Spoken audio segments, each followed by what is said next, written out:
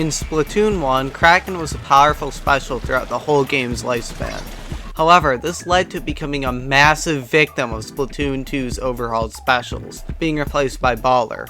Baller would then be replaced by Crab Tank, which brings me to the question, how did we even get from Kraken to Crab Tank?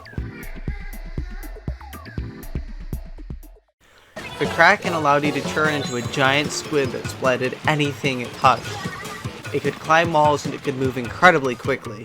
This allowed you to catch people off guard and use it as a panic button in the event you were caught off guard, because it had practically no startup delay. Furthermore, you were invincible to all damage. However, you suffered from severe knockback upon being hit, were unable to use a real actual weapon, and you couldn't go through grates. So how did this balancing work out?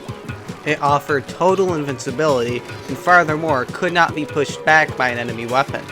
This meant that the only real counterplay possible was to just run away or over a grate.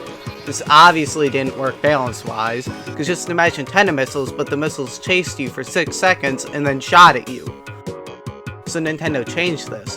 In Splatoon version 1.3.0, Krakens were made to be able to be pushed back by being hit. This is a much needed change, but impacted different weapons in different ways.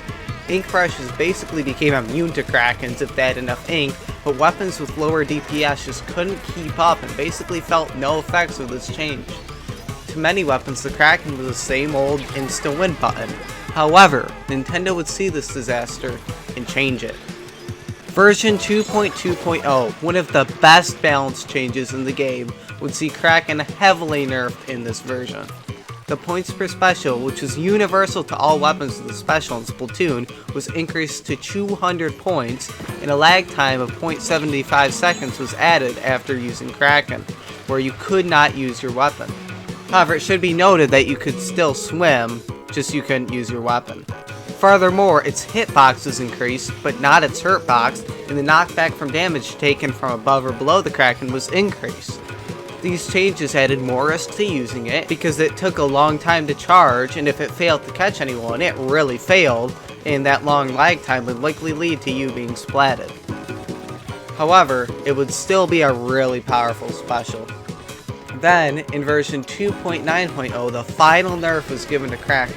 While its duration with special duration up was the same, its base duration decreased from 6 seconds to 5 seconds. Though heavily nerfed, it would be remembered as that one annoying invincibility special that nobody liked. Splatoon 2 featured an entirely new set of specials, trying to fix the problems with the original game. But joke's on them, they just made it worse. The Kraken would be replaced by both Baller and later on Ultra Stamp, though Baller can be considered a direct continuation. The Baller, similarly to Kraken, put an Inkling into a small ball that protected it from the outside, denied it its main weapon, and let it climb up walls. However, it would not insta-kill upon touching others, and instead got a massive explosion that could be used at the end, or whenever it felt necessary. The largest change, however, was that it only had 400 health instead of invincibility. Though the explosion is powerful, it took a long time to detonate, and that didn't really offset the major nerfs, leading to the Baller being a major downgrade compared to Kraken. They would get massive buffs in the 1.0 patches, with only a few minor nerfs that didn't really change much. This would lead to being much more competitively viable, but still worse than Kraken. Throughout Splatoon 2's lifespan, there would be buffs and nerfs, but it would never really hold up to what Kraken was. It was always okay, but would fall off at the end of the game's lifespan, because it struggled with ink armor and bomb spam. It simply didn't have enough health, and didn't do enough damage to be used outside of niche situations. However, Ultra Stamp would fill a very similar role to Kraken, though it would not be a direct successor. While it can't jump, it can smash others with the hammer, which provides protection from the front. The hammer can also be thrown as a long-range weapon, providing extra utility. It would be a decent special, but would receive some buffs at the end of the game to make it better. But still, neither special could fill the role the Kraken once filled, and both came with its own design flaws. When Splatoon 3 rolled around, they completely overhauled Baller and replaced it with Crab Tank. The Crab Tank is the successor to Baller, but Reef Slider could also be considered a successor. The Crab Tank would be able to roll like the Baller, albeit slower speeds, could climb walls, and has massive health like the Baller, at 800 health. but it can actually shoot and throw Explosher-esque shots, making it very different from Baller. It's used more so for area control and denial than actually fighting enemies directly like Baller and Kraken. As of the 1.x patches, the Crab Tank is one of the most powerful specials, especially in Turf War. It has large killing potential and can deny a large area to the enemy. However, it is very vulnerable to being rushed on by two people, offering very little protection from the back, and its health can be shredded by a coordinated group force. The Reef Slider took over the exploding aspect of the Baller. The Reef Slider will go in a set line and can be blown up any time or when it reaches the end of the line. Unfortunately, a Baller that provides no HP and can only go in a straight line is not good special material. The Reef Slider is a generally poor special that gives a lot of warning to the enemies, allowing them to leave the explosion radius and punish the user with the massive end lag. It simply is just a worse Baller in every way. But the Crab Tank is a far cry from the original Kraken. The original Kraken was exclusively short range, while the Crab Tank works better from afar. The original Kraken could maneuver quickly and killed with its quick maneuverability, while the Crab Tank suffers from a severe lack of maneuverability.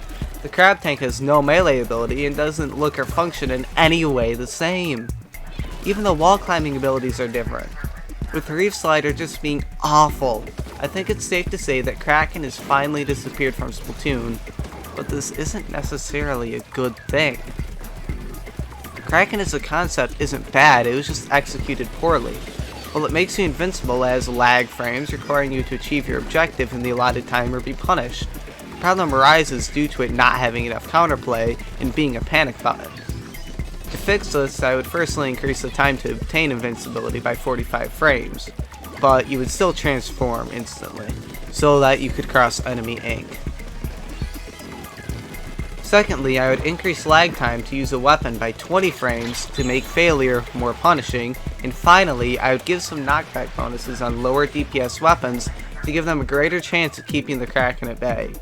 If these three things were done, I think that the Kraken's return in Splatoon 3 would be a good and healthy thing for the game, offering a special able to knock through enemy lines that isn't stupid like Tena missiles, and actually puts the user in legitimate danger.